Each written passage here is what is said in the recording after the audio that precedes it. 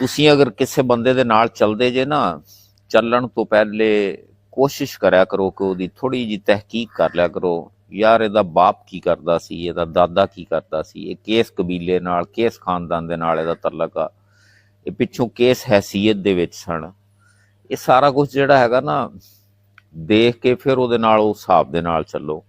ਜੇ ਉਹਦੇ ਖਾਨਦਾਨ ਦੇ ਵਿੱਚ ਜਾਂ ਉਹਦੇ ਬਾਪ ਦੇ ਵਿੱਚ ਜਾਂ ਉਹਦੇ ਦਾਦੇ ਦੇ ਵਿੱਚ ਅਗਰ ਕੋਈ ਖਾਮੀ ਹੈ ਸੀਗੀ ਨਾ, ਤਾਂ ਸਮਝੋ ਕਿ ਉਹਦੇ ਵਿੱਚ ਉਹਦੇ ਅਸਰਾਤ ਜ਼ਰੂਰ ਹੋਣਗੇ। ਠੱਗੀ ਠੋਰੀ ਹੋ ਗਈ, ਫਿਰ ਉਸ ਤੋਂ ਹਟ ਕੇ ਜਿਹੜਾ ਹੈਗਾ ਔਕਾਤ ਤੋਂ ਬਾਹਰ, ਦਾਇਰਾ ਇਖਲਾਕ ਚੋਂ ਬਾਹਰ ਤਾਂ ਨਹੀਂ ਸੀ ਉਹ। ਇਹਨਾਂ ਚੀਜ਼ਾਂ ਨੂੰ ਦੇਖਦਿਆਂ ਹੋਇਆ ਕਿਸੇ ਦੇ ਨਾਲ ਚੱਲਿਆ ਕਰੋ। ਉਹਦੇ 'ਚ ਇਹ ਹੈਗਾ ਵੀ ਉਹ ਮੁਨਾਫਕਤ ਦੇ ਜਰਾਸੀਮ ਉਸ ਬੰਦੇ ਦੇ ਵਿੱਚ ਵੀ ਹੁੰਦੇ ਨੇ, ਉਹ ਕਿਤੇ ਨਾ ਕਿਤੇ ਤੁਹਾਨੂੰ ਡਾਰ ਜ਼ਰੂਰ ਕਰੇਗਾ। ਇੱਜ਼ਤ ਦੇਣੀ ਆ, ਦਿਓ, ਬੀਇੰਗ ਇਨਸਾਨੀਅਤ ਦਿਓ ਇੱਜ਼ਤ, ਲੇਕਿਨ ਇਸ ਹੱਦ ਤੱਕ ਇਤਬਾਰ ਨਾ ਕਰੋ ਕਿ ਉਹ ਬੰਦਾ ਕਿਤੇ ਵੀ ਤੁਹਾਨੂੰ ਜਿਹੜਾ ਹੈਗਾ ਨਾ ਡੰਗ ਨਾ ਦੇਵੇ। ਇਹ ਬੇਨਸਲੇ ਲੋਕਾਂ ਦਾ ਕੰਮ ਹੁੰਦਾ ਹੈ, ਉਹ ਮਜਬੂਰ ਹੁੰਦੇ ਨੇ, ਉਹਨਾਂ ਦੇ ਵੱਸ ਦੀ ਗੱਲ ਨਹੀਂ ਹੁੰਦੀ ਵਿਚਾਰੇ।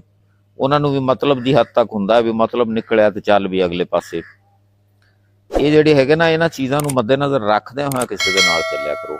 ਅੱਜ ਦੇ ਹਾਲਾਤ ਨਹੀਂ ਨੇ ਕਿਸੇ ਦੇ ਉੱਤੇ ਨਾ ਇਤਮਾਦ ਕਰਨ ਵਾਲਾ। ਇਹ ਕੰਮ ਜਿਹੜਾ ਹੈਗਾ ਨਾ ਖਤਮ ਹੋ ਗਿਆ।